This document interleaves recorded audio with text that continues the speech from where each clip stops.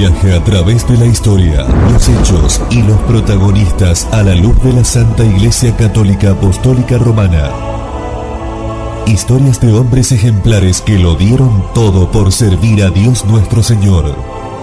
Hechos heroicos que marcaron un antes y un después en la vida de las naciones y reinos. Protagonistas del devenir histórico, marcaron a sangre y fuego sus vidas para salvar sus almas y la de sus prójimos. Esto es lo que le proponemos vivir en nuestra programación cada día. Un encuentro a través de las fronteras del tiempo y del espacio para emocionarse y poner fuego en nuestras vidas.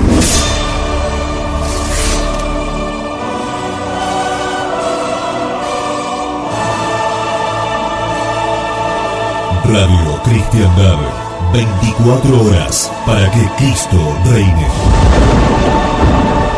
Felipe II, el caballero de la fe. Las últimas palabras que pronunció y con que partió de este mundo fue decir como pudo que moría como católico en la fe y obediencia de la Santa Iglesia Romana, y besando 1000 veces su crucifijo, teníale en la una mano y en la otra la candela, y delante la reliquia de San Albano por la indulgencia, se fue acabando poco a poco, de suerte que con un pequeño movimiento, dando 2 o 3 boqueadas, salió aquella santa alma y se fue, según lo dicen tantas pruebas, a gozar del reino soberano.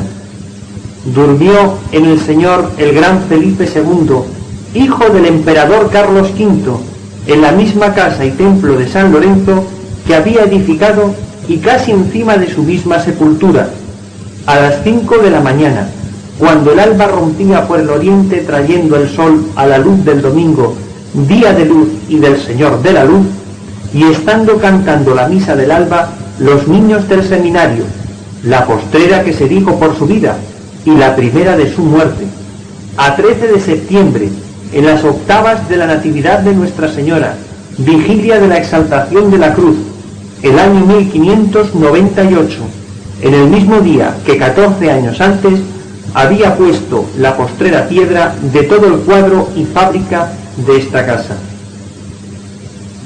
Así nos relata Fray José de Sigüenza en su famosa obra Historia de la Orden de San Jerónimo, los últimos instantes de la vida temporal del rey Felipe II, hace 400 años. Y esta conferencia pretende ser un sincero y devoto homenaje a tan insigne figura histórica.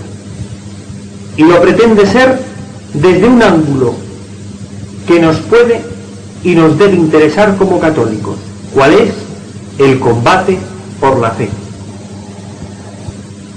Con la muerte de Felipe II se marca un hito en la historia de España, el inicio de la curva descendente de la trayectoria que la monarquía hispánica, por su vinculación con el imperio, venía protagonizando en relación con el arduo combate contra las fuerzas desintegradoras de la cristiandad, tanto en lo religioso como en lo político y cultural. Fuerzas desintegradoras cuyo denominador común no era otro que el naturalismo antropocéntrico. En definitiva, es el continuo combate de la ciudad del hombre frente a la ciudad de Dios. Con los Austrias menores, el esfuerzo de la monarquía hispánica en este combate disminuye, llegando prácticamente a desaparecer a partir del cambio dinástico que tiene lugar en el siglo XVIII con la Casa de Borbón, para llegar a desembocar en la situación actual, donde asistimos a un rotundo, aunque momentáneo triunfo de la ciudad del hombre sobre la ciudad de Dios. Y queremos subrayar sobremanera lo de momentáneo, porque la historia no se detiene, sigue siempre su rumbo, y su rumbo no es otro que el marcado por Dios desde toda la eternidad, el que todas las cosas vuelvan a Dios por nuestro Señor Jesucristo. Y la obra de Jesucristo es la Iglesia. Y la piedra angular, piedra inmóvil, donde descansa la Iglesia, no es otra que el propio Jesucristo. Pedro, el romano pontífice, lo es, pero lo es por esta piedra angular que no es otra que Cristo. Y la defensa de la fe constituye el distintivo del pontificado, del romano pontífice, y tiene 5 notas características conocidas como las intenciones del romano pontífice, por las cuales debemos de rogar para lucrar indulgencia en aquellas devociones que así lo tienen establecido. Todo ello, claro está, con las debidas condiciones. Pues bien, el desarrollo de esta conferencia consistirá en considerar cronológicamente cómo la ejecutoria personal y política de Felipe II se ajustó a estas 5 notas características, elevando a la monarquía hispánica a un auténtico nivel de plenitud en el papel que venía desempeñando como espada de Roma. Y la primera nota característica que vamos a considerar es la paz y concordia entre los príncipes cristianos, que tiene cifrado un nombre histórico muy concreto: Cato Cambresis. Felipe II nació en Valladolid el 21 de mayo de 1527, en el Palacio de los Condes de Rivadavia. De su educación se encargó Juan Martínez Silicio, más tarde arzobispo de Toledo y cardenal. En 1543, el emperador, su padre, le confió la regencia de España, asignándole como consejeros al duque de Alba y al cardenal Tavera. En ese mismo año se desposó con su prima María Manuela de Portugal, que fallecería 2 años más tarde, después de dar a luz al infante don Carlos. Unos años más tarde, en 1554, Felipe II contrae matrimonio con María Tudor, reina de Inglaterra, para lo cual el emperador le confirió los títulos de rey de Nápoles y de Sicilia y duque de Milán. Finalmente, en 1556, el emperador abdica en su hijo Felipe las coronas de Castilla, Navarra y Aragón, con los recientes reinos de Indias, así como la herencia borgoñona, Flandes y el Franco Condado. La corona imperial la cedería Carlos V a su hermano Fernando. Después de esta cesión de coronas, el emperador Carlos V se retiró a Yuste, donde fallecería 2 años más tarde, 1558. Pero esta cesión de coronas no discurría en un ambiente pacífico, sino todo lo contrario. En 1556 estallaba una nueva guerra con Enrique II de Francia, incitado por el Papa Paulo IV, de la familia napolitana de los Carafa. Paulo IV había declarado ilegítimos los dominios españoles en la península italiana. El emperador ya había mantenido 5 guerras contra la corona de Francia, y esta que se iniciaba con la transmisión de poderes hacía el número 6 de la serie. El propio Paulo IV aprestó un ejército para unirlo a las tropas francesas. Felipe II, ante tan delicada situación, por querer ser él precisamente el más denodado defensor del catolicismo, consultó a 5 teólogos, entre los cuales destacaba Fray Melchor Cano, de la religión de Santo Domingo, orden de predicadores. Melchor Cano fue calificado por Menéndez Pelayo como luz de nuestros teólogos y emitió un famoso documento llamado Su Parecer sobre este tema, y en este parecer señalaba rotundamente: y así claramente se ve que pues su santidad no hace la guerra con el poder espiritual, sino con el temporal, vuestra majestad no se defiende del Papa ni del vicario de Cristo nuestro Señor, sino, hablando con propiedad, de un príncipe de Italia, su comarcano, que como tal hace la guerra. Esta no era una opinión aislada. Ya Domingo de Soto, también famoso dominico, sobre este tema afirmaba, en relación con el romano pontífice: cuando se viste el arnés, es decir, la armadura, parece desnudarse la casulla, y cuando se pone el yelmo, es decir, el casco de la guerra, encubre la tiara. Asimismo, podríamos remontarnos a la Suma de Ecclesia, escrita en el siglo anterior, entre los años 1450 y 1453, por Fray Juan de Torquemada, también dominico y cardenal, y tío, por más señas, del que fuera famoso inquisidor, Fray Tomás de Torquemada, primer inquisidor general. Pues bien, Fray Juan de Torquemada nos enseña en su Suma de Ecclesia cómo la autoridad del Papa viene enteramente limitada por sus fines sobrenaturales. En definitiva, la teología ha sabido distinguir entre el Papa, el romano pontífice, y su persona cuando actúa en un sentido distinto, en este caso, como jefe del Estado pontificio. Y esta distinción puede arrojar un cierto punto de luz sobre la crisis actual de la Iglesia, porque cuando oímos decir que las personas que defienden, o más exactamente por la misericordia de Dios, defendemos la tradición de la Iglesia, es decir, la Iglesia como es en sí misma irreformable y como ha sido siempre, y se nos dice que estamos contra el Papa, o que no estamos en comunión con el Papa, nada hay más lejos de la realidad.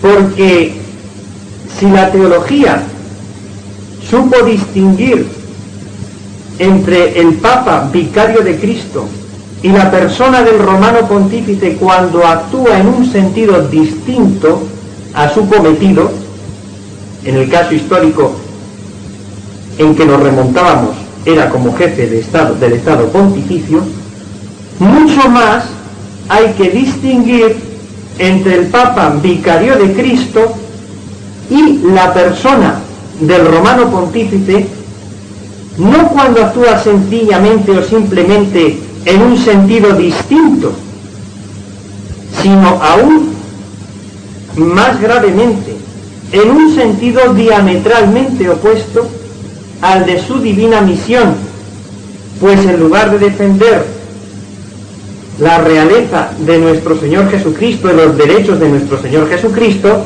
se defienden los derechos humanos, en que cualquier credo u opinión, digámoslo religiosa, está al mismo nivel que el de la divina Iglesia Católica, o incluso más, que a través de cualquier credo u opinión en materia religiosa el hombre puede encontrar salvación, y así un largo y doloroso etcétera. Y con esto cerramos este paréntesis para volver a la situación en que se encontraba Felipe II en el año 1556. La respuesta no se hizo esperar. El duque de Alba, virrey de Nápoles, invadió las tierras del romano pontífice, de los estados pontificios, deteniéndose ante las mismas murallas de Roma. El otro escenario de esta contienda tuvo lugar en Francia, en la Picardía oriental. Felipe II reclutó un ejército en Flandes, el cual, al mando del entonces gobernador de Flandes, duque Manuel Filiberto de Saboya, puso cerco a la fortaleza de San Quintín. El ejército francés de socorro, dirigido por el condestable de Montmorency, fue derrotado el 10 de agosto de 1557 en la célebre batalla de San Quintín, a raíz de la cual la mencionada fortaleza capituló 2 semanas más tarde, y una nueva victoria española al año siguiente, 1558, la victoria de Gravelinas, condujo finalmente a la paz de Cateau-Cambrésis, año 1559, en virtud de la cual la corona de Francia renunció al milanesado y a Nápoles, poniéndose así punto final a 40 años de hostilidades, cuyo resultado práctico había sido el debilitamiento de la cristiandad en beneficio de la amenaza turca y del desarrollo de la herejía protestante. Una consecuencia de esta paz, consecuencia muy importante, fue la reanudación de las sesiones del Concilio de Trento, hasta su conclusión en 1563. Para sellar esta alianza, Felipe II, viudo de María Tudor desde el año 1558, contrajo matrimonio con Isabel de Valois, hija de Enrique II de Francia.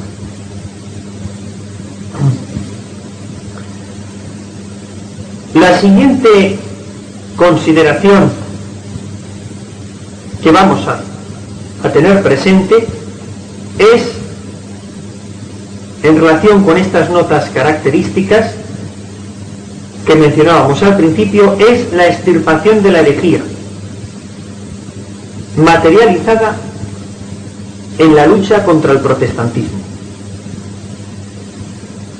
La Revolución Protestante, que nace históricamente en 1517 con la fijación de las tesis de Lutero en las puertas de la iglesia del castillo de Wittenberg, en Alemania, y que va a ensangrentar la cristiandad hasta la mitad del siglo siguiente, no tuvo en los reinos peninsulares casi impacto, debido fundamentalmente al saneamiento de los cuadros eclesiásticos y de las órdenes religiosas operado durante el reinado de los reyes católicos y gracias a la iniciativa de estos reyes, así como también a la institución del Santo Oficio de la Inquisición, establecida a instancias de los propios reyes católicos.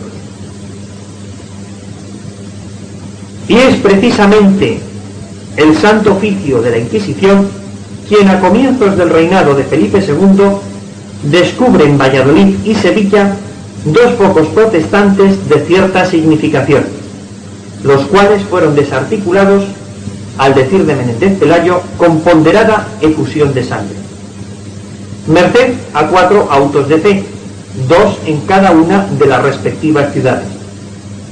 Esto aconteció en los años 1558-1559. Precisamente, uno de estos autos de fe, el de octubre de 1559, en Valladolid, fue presidido por el rey, jurando en público toda la familia real proteger la fe y apoyar la Inquisición. Se cuenta además que el propio Felipe II contestó a uno de los condenados, en concreto a don Carlos de Seso, corregidor de toros: yo traeré leña para quemar a mi hijo si fuere tan malo como vos. Años más tarde respondería a uno de los informes del Consejo de la Suprema: las cosas del Santo Oficio favoreceré yo y ayudaré siempre, entendiendo como entiendo las causas y obligación que hay en ello, que hay para ello, y más en mí que en nadie. Pero donde más ardua va a resultar la lucha contra la herejía protestante, y por lo tanto mejor se va a manifestar el temple religioso de Felipe II, es en Flandes. Las ricas provincias de Flandes ya habían sufrido en la época del emperador el impacto de la herejía. No obstante, una rápida intervención armada había sofocado los principales conatos heréticos y subversivos. Podemos citar en concreto la acción de Haarlem en el año 1533. Se dispuso además la actuación de la Inquisición sin tribunales propios en el lugar. Fue desarrollada e impuesta desde la corte a la élite política de Bruselas, lo cual suponía la extradición de los encausados pasando por encima de los privilegios locales. Los flamencos eran muy celosos de estos privilegios y del poder de su Consejo de Estado. Y aprovechando que Felipe II tenía ocupada su atención y sus efectivos militares en la defensa de Malta frente a los turcos, los nobles flamencos deciden pasar a la acción presionando sobre lo que más podía molestar al rey, la cuestión religiosa. En 1566 se imponen a la gobernadora Margarita de Parma, hermana de padre del propio Felipe II, quien al carecer de apoyo no puede impedir que se siga castigando la herejía. Los protestantes de todas las latitudes ven su ocasión, cayendo sobre Flandes como una plaga, cometiendo innumerables sacrilegios y tropelías contra la religión. Es la denominada revuelta de los mendigos. Finalmente, en 1567, con un socorro de 300.000 ducados que el rey Felipe II consigue girar a su hermana Margarita de Parma, se recluta un ejército en Alemania que derrota a los rebeldes en Osterwald en marzo de 1567. En agosto de este mismo año, 1567, el duque de Alba llega con 10.000 veteranos de los tercios de Nápoles a Bruselas y se hace cargo del gobierno de Flandes, imponiendo el Consejo de los Tumultos para juzgar casos sospechosos de rebelión o herejía. El Consejo de los Tumultos va a actuar sumariamente. En la Cuaresma de 1568 son ejecutados varios miles de rebeldes y en ese mismo año lo serán también dos cabecillas principales, el conde de Egmont y el conde de Horn, aunque logra escaparse el más conspicuo de todos ellos, Guillermo de Orange, que organiza desde el exterior la contraofensiva. Así, 5 años más tarde, 1572, los mendigos del mar toman Briel y algunas zonas costeras. El duque de Alba trata de recuperar lo perdido sometiendo Haarlem, pero no consigue reducir la posición de Alkmaar. A finales de 1573, el duque de Alba es llamado a Madrid debido a los manejos de Antonio Pérez, del siniestro Antonio Pérez, secretario del rey, que era hijo sacrílego de Gonzalo Pérez y de ascendencia judía. Y es llamado a Madrid casi en el momento de lograr el éxito.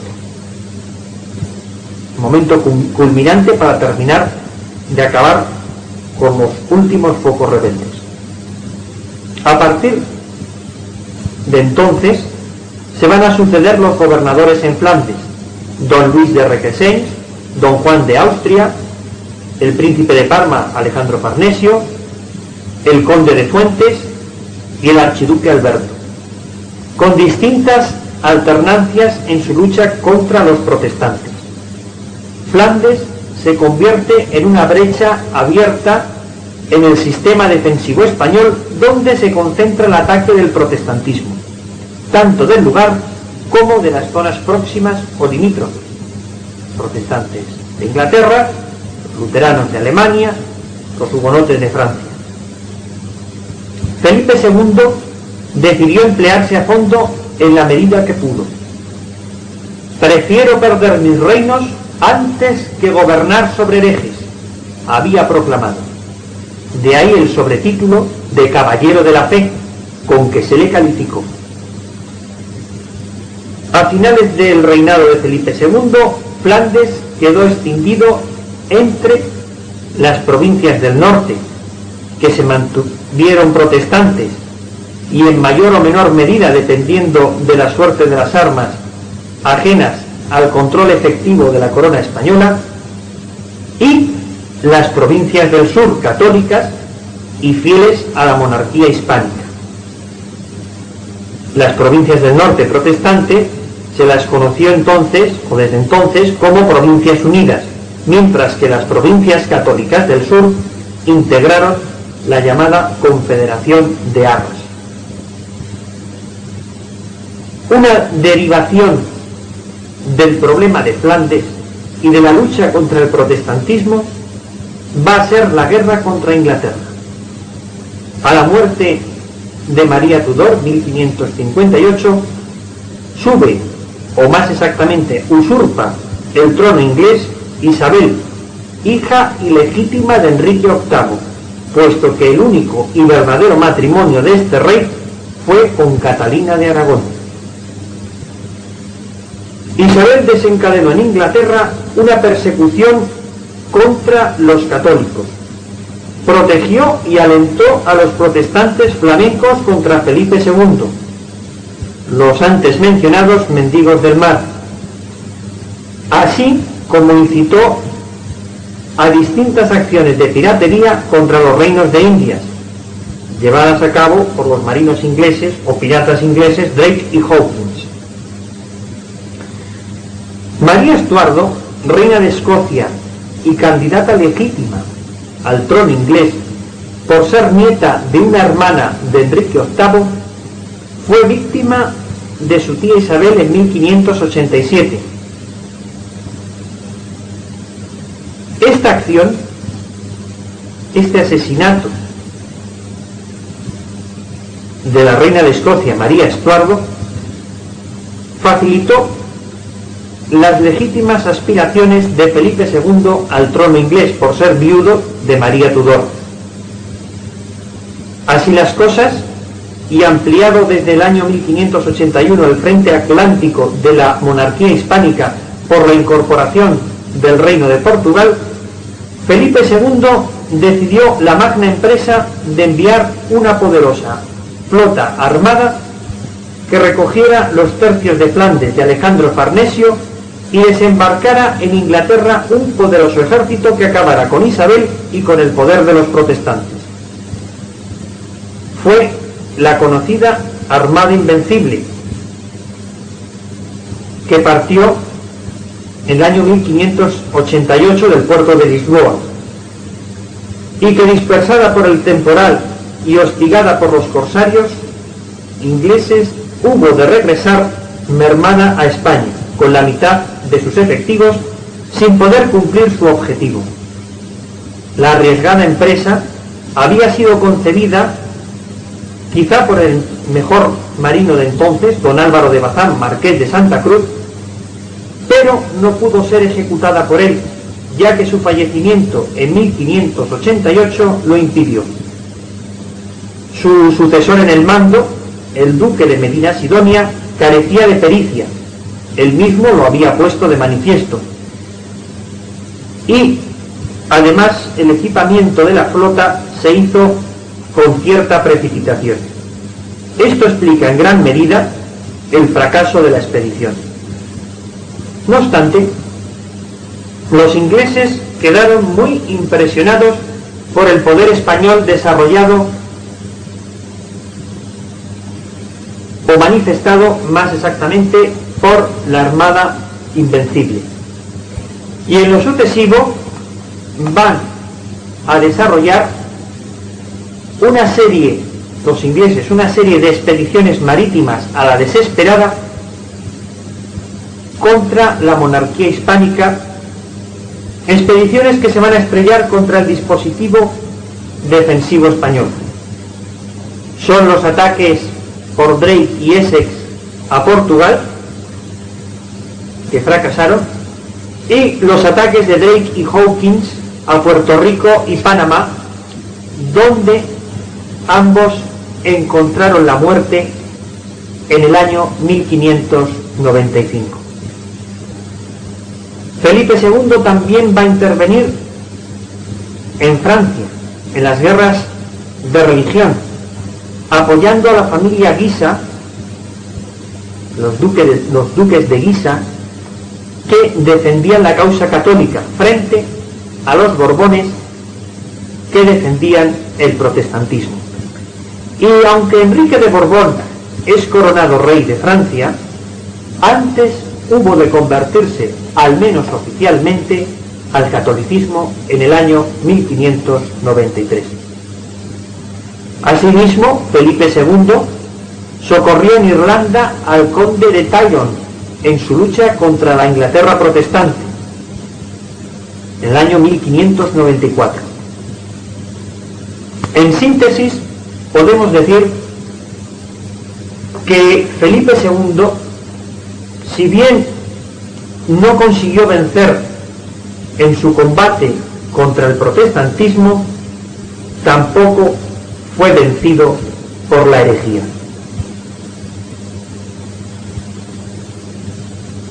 La tercera nota característica que vamos a traer a colación es la libertad y exaltación de la Santa Iglesia Católica, plasmada o concretizada históricamente durante el reinado de Felipe II en la lucha contra el Islam, ya que uno de los más encarnizados enemigos de la divina misión de la Iglesia ha sido secularmente el Islam.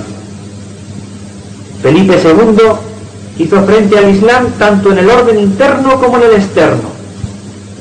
Dentro de las fronteras de la monarquía hispánica, las prácticas islámicas habían sido suprimidas oficialmente desde el año 1502 en Castilla y desde 1525 en el Reino de Aragón.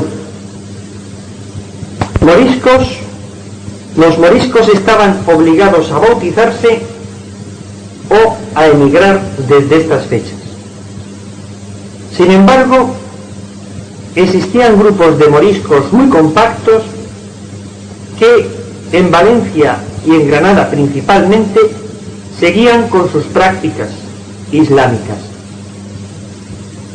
El problema adquiría una relevancia internacional por el casi pleno dominio turco en el Mediterráneo oriental y su pujante amenaza en el Mediterráneo occidental. En Granada, la Inquisición había redoblado sus esfuerzos contra los moriscos reincidentes, sobre todo a partir de 1565, por la acción del cardenal Espinosa, el cual, además de ser obispo de Sigüenza, era presidente del Consejo de Castilla. Y dicho por Felipe II, fue el mejor de sus ministros. Además, el cardenal Espinosa, al año siguiente, va a ser, o mejor dicho, los 2 años siguientes, en 1567, va a ser nombrado inquisidor general. Su consigna era clara: de los enemigos los menos. Una proclama real de 1567, inspirada por el propio cardenal Espinosa, obligaba a los moriscos al abandono de su vestido, lengua, costumbres y prácticas religiosas en el plazo de 1 año, so pena de multas y encarcelamiento. Al año siguiente estalla la rebelión, que se hace fuerte en la región montañosa de la Alpujarra, llegando a amenazar el puerto y la ciudad de Almería. Felipe II encarga a su hermano don Juan de Austria la dirección de la campaña militar en 1569, y don Juan de Austria, en el plazo de 1 año y medio, consigue aplastar la subversión morisca. El combate externo contra el Islam tuvo como escenario el Mediterráneo, el mar Mediterráneo. En 1563 los turcos atacaron el bastión español de Orán y en 1565 asediaron Malta. Felipe II consiguió rechazarlos superando grandes dificultades. Sin embargo, los turcos no cesan en sus ofensivas y en 1570 atacan Chipre, que pertenecía entonces a la Serenísima República de Venecia, rindiendo Nicosia y Famagusta, año 1571. A instancias, esta caída de Famagusta supone un aldabonazo a las conciencias de la cristiandad y muy particularmente al Papa entonces felizmente reinante San Pío V, y a instancias suyas se forma la Santa Liga, constituida por los estados pontificios, España y Venecia. La Santa Liga, al mando de don Juan de Austria, consigue el 7 de octubre de 1571 la victoria de Lepanto. La Armada Española tenía como capitanes a don Álvaro de Bazán, marqués de Santa Cruz, a don Andrea Doria y a don Luis de Requesens. La pontificia las galeras pontificias estaban al mando de Marco Antonio Colonna, y la escuadra veneciana tenía como principales almirantes a Barbarigo y Venero. La batalla se decidió en gran medida por la acción de don Álvaro de Bazán, que actuaba en retaguardia como fuerza de socorro deslizante, acudiendo a los puntos de mayor peligro según convenía en el combate. Y otra acción fundamental que decidió la victoria fue el asalto de don Juan de Austria con su galera La Real a la galera almirante de la flota turca, la Sultana, al mando de Alí Bajá. En este asalto estuvo auxiliado por Colonna y don Álvaro de Bazán, y tras un reñido combate se acabó izando en la galera Sultana el estandarte de la Santa Liga.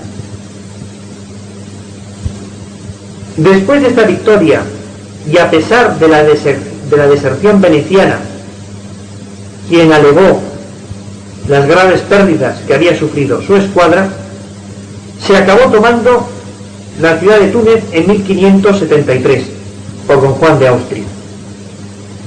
Lamentablemente no se pudo sacar todo el partido de esta victoria, debido a que los turcos reconstruyeron rápidamente su flota, por una parte, y por otra, Felipe II se vio comprometido por el nuevo levantamiento protestante en Flandes. En 1574 los turcos llegan a recuperar Túnez, y al final Felipe II acaba firmando una tregua con el sultán en el año 1580. No obstante, el imperio de la Sublime Puerta, como se conocía entonces al imperio turco, había dejado de ser una amenaza en el Mediterráneo para la cristiandad.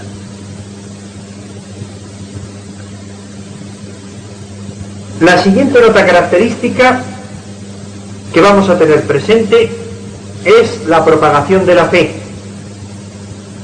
que se plasmó de una manera extraordinaria en América y Filipinas. En el reinado de Carlos V se habían configurado ya los dos reinos de Indias, en que se iba a articular administrativamente la América española durante los siglos XVI y XVII, a saber, el reino de México o de Nueva España y el reino de Perú o de Nueva Castilla. Durante el reinado de Felipe II asistimos a su consolidación y expansión, y esto no solo a un nivel cívico-militar, sino también y fundamentalmente a nivel religioso, debido al protagonismo que sobre este aspecto ejercía la corona a resultas del patronato regio, cuyos principales privilegios eran el derecho de provisión de todos los beneficios eclesiásticos, el derecho a la erección de lugares píos o religiosos y el derecho de perfección de los diezmos.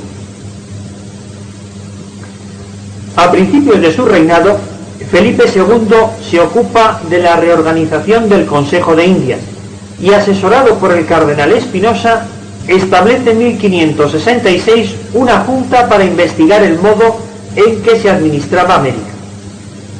La junta estaba dirigida por Juan de Obando, miembro del Consejo de la Inquisición, quien acabaría siendo nombrado presidente del Consejo de Indias. A instancias de Obando se decretaron las ordenanzas de 1573, que se orientaban básicamente a la protección de los indígenas y a la cristianización de los mismos. La intensificación de la actividad religiosa se materializó en el envío a ultramar durante el reinado de Felipe II de casi 3.000 misioneros, 2.682 religiosos y 376 clérigos seculares. Obando también supervisó el nombramiento de los virreyes, nombrándose a instancias suyas o por selección suya 2 virreyes que fueron o manifestaron tener un resultado extraordinario. Nos estamos refiriendo a don Martín Enríquez de Almansa, que fue virrey de México, quien venció a los indios chichimecas y estabilizó el problema que existía en la frontera septentrional del virreinato o del Reino de México.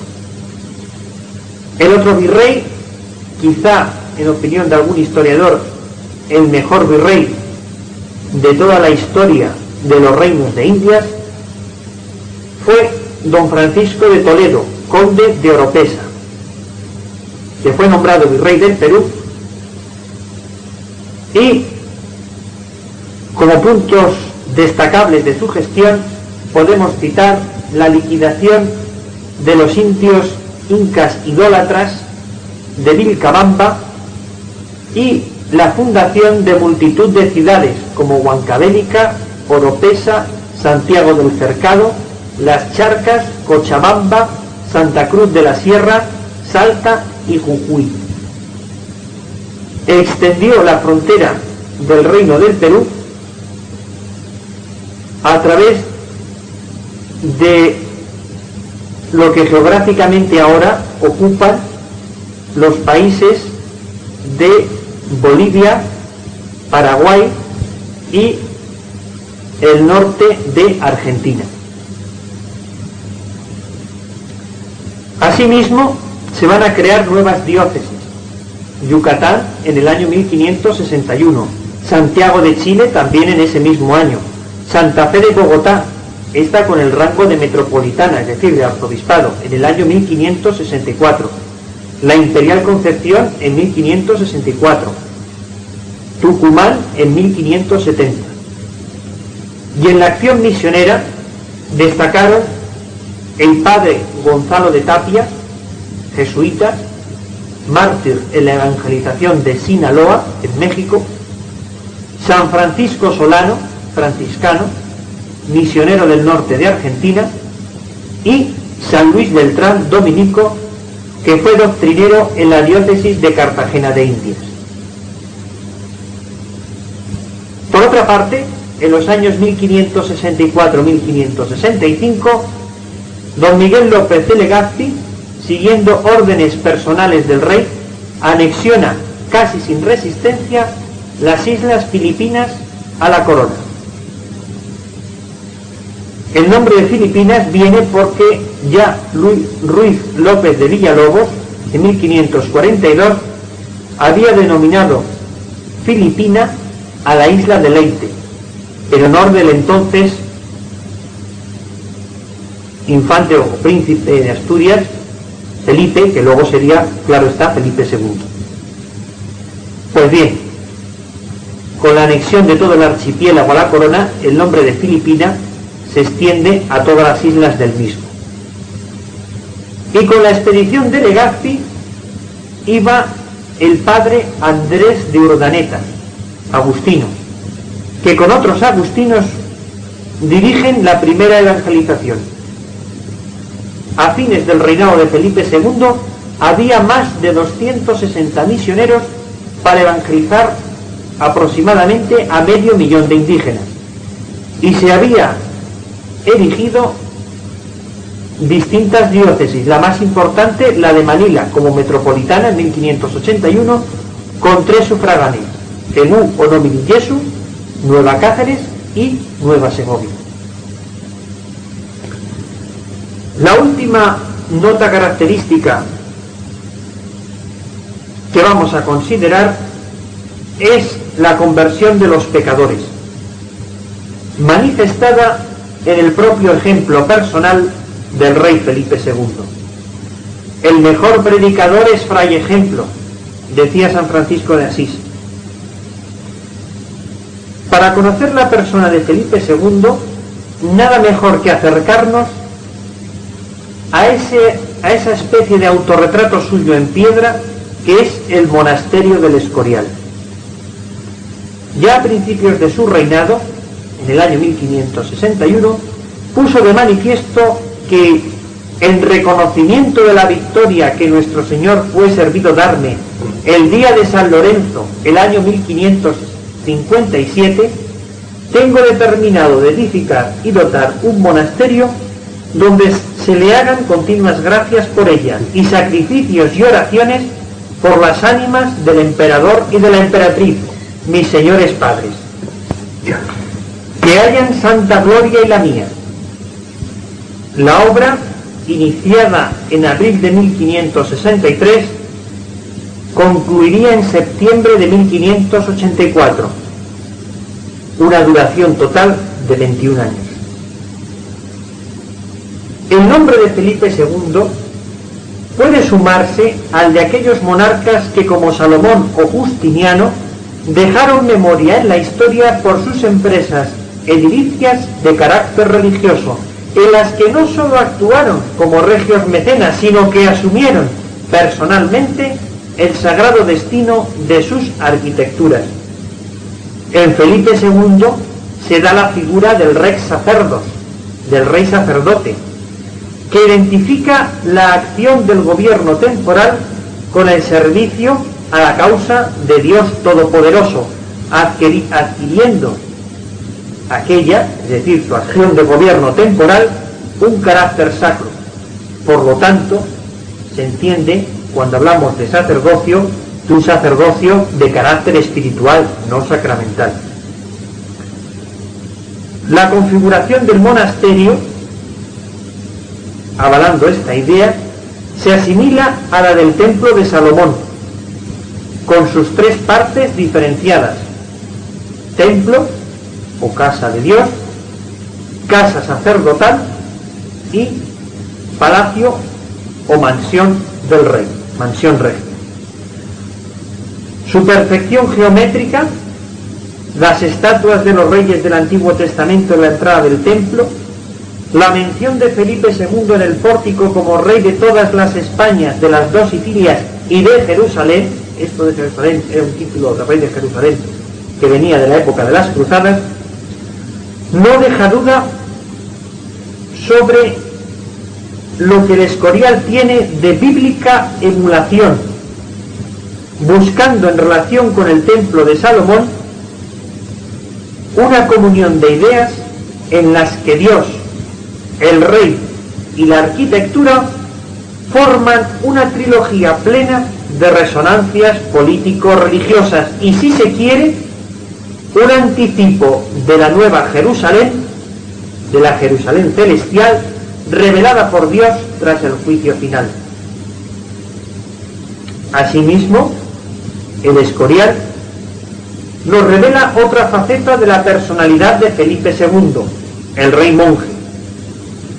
Los aposentos privados del rey no solo abrazan el testero de la iglesia, sino que además su habitación particular es la más próxima al altar y a la vez está contigua a los pabellones donde se ubican las celdas de los monjes, como significando que el rey no es sino el primero de los monjes, guardián y piadoso vigilante del altar, y que su modesta casa era un lugar de aislamiento personal, lo que cartujos y jerónimos denominan desierto en el sentido de silenciosa y buscada soledad.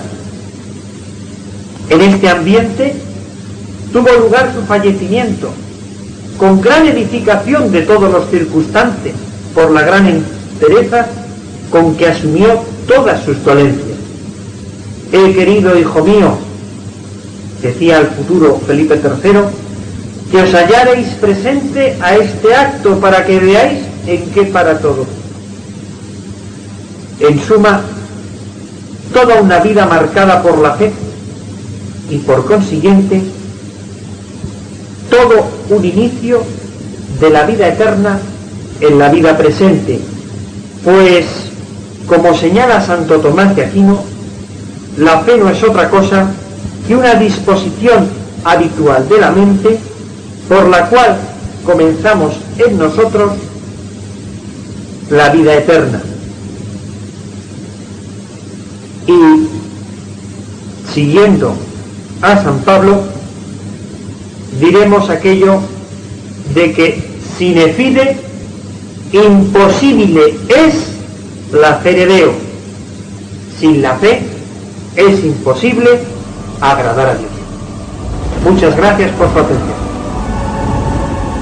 Un viaje a través de la historia, los hechos y los protagonistas a la luz de la Santa Iglesia Católica Apostólica Romana. Historias de hombres ejemplares que lo dieron todo por servir a Dios nuestro Señor. Hechos heroicos que marcaron un antes y un después en la vida de las naciones y reinos. Protagonistas del devenir histórico, marcaron a sangre y fuego sus vidas para salvar sus almas y la de sus prójimos. Esto es lo que le proponemos vivir en nuestra programación cada día. Un encuentro a través de las fronteras del tiempo y del espacio para emocionarse y poner fuego en nuestras vidas.